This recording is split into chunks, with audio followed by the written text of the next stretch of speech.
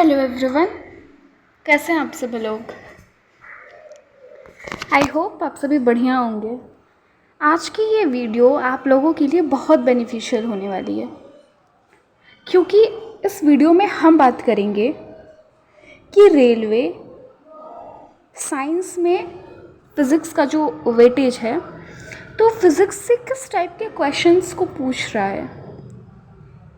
एकदम recent years में मैंने सारे रेलवे के क्वेश्चंस को, not for group D, not for NTPC UG, सारे रेलवे के क्वेश्चन को एनालाइज करा एंड देन ये वीडियो मैं आप लोगों के लिए बना रही हूँ। सो मेक श्योर करिएगा वीडियो को पूरा देखें।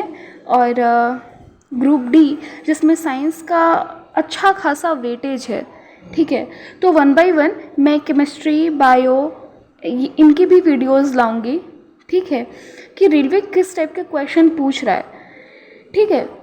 और ये वीडियो जो है वो फिज़िक्स की है। देखो, किसी भी एग्ज़ाम को क्रैक करने के पीछे स्मार्ट अप्रोच क्या होता है ना, कि आपके पास लिमिटेड टाइम तो है, वो तो अलग चीज़ है, लेकिन इस लिमिटेड टाइम को हम कैसे स्मार्ट तरीके से यूटिलाइज़ करें। जो एग्ज़ाम का डिमांड है, ठीक है, तो लिमिटेड टाइम में हमें स्मार्ट वर्क करना है, नॉट हार्ड वर्क, ठीक है। तो आप सभी जानते हैं ग्रुप डी का एग्ज़ाम 3 तारीख से है, 3 अगस्त से, और आज 3 जुलाई है। तो मुश्किल से हमारे पास 1 महीने का समय है, और इस 1 महीने में हमें बहुत सारे सब्जेक्ट्स को करने हैं, ठीक है। तो हमें स्मार्ट अप्रोच रखना है कि हम किस तरीके से सारे क्वेश्चंस, सारे सब्जेक्ट को कवर करेंगे, ओके। तो ये वीडियो फिज़िक्स की है। बेसिकली फिज़िक्स में रेलवे किस टाइप के क्वेश्चन पूछ रहा है, ओके। सो वीडियो पसंद आती है तो लाइक करके चैनल को सब्सक्राइब कर लीजिएगा। एंड इसकी पीडीएफ और भी बहुत सारी क्लासेस की पीडीएफ एंड अपडेट्स हमारे टेलीग्राम चैनल पर मिलती हैं, तो आप मेक श्योर करिएगा कि वहाँ पर भी आप ज्वाइन हो जाइए, ओके। सो चलिए वीडियो को स्टार्ट करते हैं फटाफट से। So hello everyone, this is the channel of exam strong and आज के इस वीडियो में हम बात करने जा रहे हैं कि रेलवे में साइंस एंड स्पेशली फिज़िक्स के किस टाइप के प्रश्न, किस टाइप के क्वेश्चंस अराइज हो रहे हैं, ठीक है। तो देखो, मैं अगर बात करूँ रेलवे की, तो रेलवे जो है ना वो 3 टाइप के क्वेश्चन फ्रेम कर रहा है। 3 टाइप के क्वेश्चंस। पहला क्वेश्चन उसमें ये रह रहा है कि डायरेक्टली फार्मूला बेस्ड क्वेश्चन। आपको फार्मूला याद है, आप फटाफट से क्वेश्चन का आंसर आप लगा लोगे, ठीक है। तो मैं किस फार्मूला बेस्ड में भी आपके लिए क्वेश्चन लाई हूँ कि इस टाइप के हैं। एंड मोस्ट इम्पॉर्टेंट अगली वीडियो हमारी फार्मूला की होने वाली है, ठीक है। हर चैप्टर के मैं इम्पॉर्टेंट फार्मूलाज उसमें देने वाली हूँ, ठीक है। तो चैनल को सब्सक्राइब तो ज़रूर कर लीजिएगा आप लोग, ठीक है। तो रेलवे जो है वो 3 टाइप का क्वेश्चन पूछ रहा है। नंबर फर्स्ट क्वेश्चन है फार्मूला बेस्ड। डायरेक्टली फार्मूला याद है, आप क्वेश्चन को आराम से कर ले जाओगे। तो 30 से 40% हमें फार्मूला बेस्ड क्वेश्चन देखने को मिले हैं फिज़िक्स में। इसके अलावा अगर मैं बात करूँ कॉन्सेप्चुअल क्वेश्चन की, अगर जैसे फॉर एग्जांपल आप एक्सेलरेशन पढ़ रहे हो, तो एक्सेलरेशन का क्या कॉन्सेप्ट है, तो कॉन्सेप्चुअल क्वेश्चन की तो वो आपको 50 to 60% देखने को मिलेंगे। एंड यूनिट एंड डायमेंशन से आपको 10 to 20 क्वेश्चंस देखने को मिलेंगे। लाइक क्वेश्चन आपका ये रहेगा कि त्वरण का एसआई मात्रक क्या है, या फिर करंट का एसआई मात्रक क्या है, ठीक है। तो इसके अलावा उनके डायमेंशन से रहेंगे। तो ये सब चीज़ें आपको देखने को मिलेंगी फिजिक्स में, ठीक है। तो 3 टाइप के क्वेश्चंस हमें कवर करने हैं। Number first formula based, directly formula याद होगा आपको, 30 से 40% फिजिक्स के क्वेश्चन एवं ही सॉल्व हो जाएंगे। नंबर सेकंड है आपको कॉन्सेप्चुअल क्लैरिटी होनी चाहिए उस टॉपिक की, उस पर्टिकुलर चैप्टर की। एंड नंबर थर्ड है यूनिट एंड डायमेंशन, ठीक है।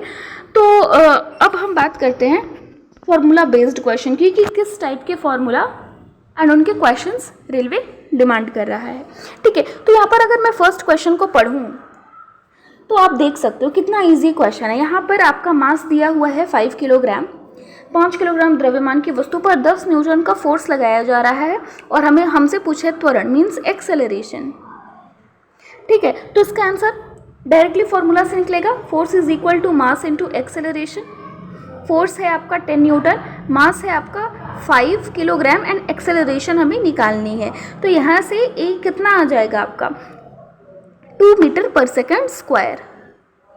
ठीक है, कितना इजी क्वेश्चन था, डायरेक्टली फॉर्मूला बेस्ड था ना।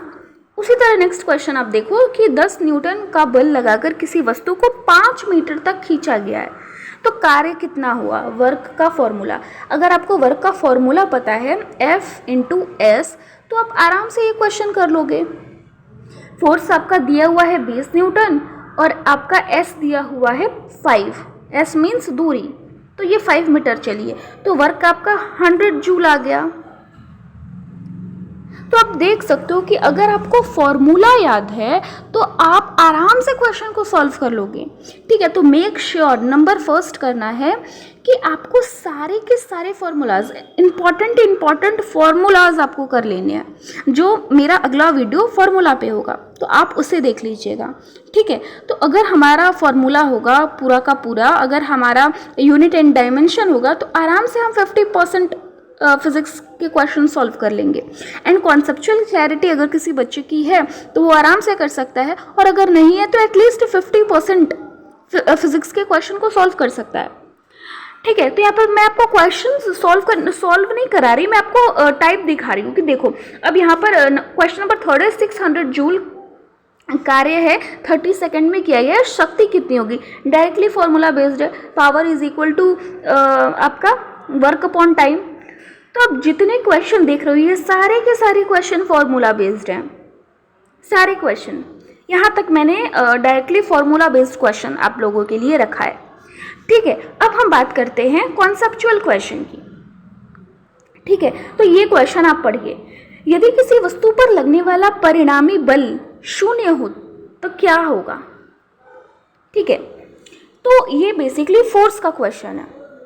ठीक है, यहाँ पर बोल रहा है कि यदि आप किसी वस्तु पर बल लगा रहे हो और एट द एंड परिणाम रिजल्ट आपका 0 आ रहा है तो क्या होगा। तो आप अगर फोर्स को अच्छे से पढ़े होंगे तो आप इसका क्वेश्चन सॉल्व कर लेंगे कि वस्तु विराम में रहेगी या समान वेग से चलती रहेगी। ठीक है, उसी तरह नेक्स्ट क्वेश्चन आप देखिए, वर्षा के समय सड़क पर फिसलन क्यों बढ़ जाती है। फ्रिक्शन से क्वेश्चन है, घर्षण से क्वेश्चन है। तो अगर आप फ्रिक्शन एकदम अच्छे से समझे होंगे तो आप इसका आराम से आंसर निकाल लेंगे कि घर्षण कम हो जाता है वर्षा के टाइम। उसी तरह इलेक्ट्रिसिटी के क्वेश्चन है, हीट के क्वेश्चन है, प्रेशर के क्वेश्चन है। ठीक है, साउंड के क्वेश्चन है कि अंतरिक्ष में ध्वनि क्यों नहीं सुनाई देती है।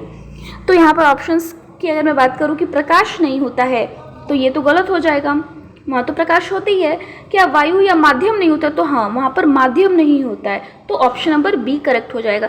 तो अगर आपको कॉन्सेप्चुअल क्लैरिटी है, अगर आपने कॉन्सेप्ट को अच्छे से पढ़ा है तो आप 50 to 60% फिजिक्स के क्वेश्चन सॉल्व कर लेंगे। ठीक है, तो हमें इन चीज़ों पे वर्क करना है। अब हमारे पास ज़्यादा समय नहीं है। ठीक है, तो हमें फॉर्मूला तो अपना पूरा कंटिन्यू रखना ही है, एकदम अच्छे से याद कर लेना है हमारे सारे फॉर्मूलाज बेसिकली। ठीक है, और इसके अलावा हमें यूनिट डायमेंशन अच्छे से कर लेना है। ठीक है, और कॉन्सेप्ट अगर आपके पास टाइम है, अगर आपने और भी सब्जेक्ट्स कवर कर लिया तो आप कॉन्सेप्ट जो इम्पॉर्टेंट है आप उसे कर सकते हैं। जैसे कि मैं यहाँ पर आप लोगों के लिए इम्पॉर्टेंट कॉन्सेप्ट के टॉपिक्स लेकर आई हूँ, आप देख सकते हो। अगर आपके पास उतना समय नहीं है तो आप इनफैक्ट इन टॉपिक्स का कॉन्सेप्ट अच्छे से पढ़ लीजिएगा। वो टॉपिक है Newton's law of motion, friction, pressure, heat and temperature, इसके अलावा रिफ्लेक्शन एंड रिफ्रैक्शन। ठीक है, यहाँ पर रिफ्लेक्शन है, इसके अलावा आप रिफ्रैक्शन भी करिएगा, mirror, lens, current, electricity, magnetism and sound. ठीक है, तो ये मैंने आपको इम्पॉर्टेंट कॉन्सेप्ट के जो टॉपिक्स हैं वो आपको प्रोवाइड करे हैं। ठीक है, तो अगर आप इतना भी कर ले रहे हो ना तो आप अच्छे खासे अपने मार्क्स ले आओगे फिजिक्स में। ठीक है, तो आई होप आप लोग स्मार्ट वर्क करोगे। ठीक है, और इसके अलावा मैं इसके बाद की वीडियो में फार्मूला जितने फार्मूलाज हैं वो सारे फार्मूलाज आपको एक वीडियो में करा दूंगी। एंड अगर आप डिमांड करोगी कि मैम बायो और केमिस्ट्री का भी लाओ, तो मैं फर्दर उन दोनों सब्जेक्ट्स का भी लाऊंगी। ठीक है, तो इस क्लास की पीडीएफ आपको टेलीग्राम पर मिल जाएगी। टेलीग्राम का लिंक मैंने डिस्क्रिप्शन बॉक्स में दे रखा है, सो वहाँ से आप ज्वाइन हो जाइएगा। ठीक है, इस वीडियो के लिए इतना ही, मिलते हैं नेक्स्ट वीडियो में। Till then bye bye.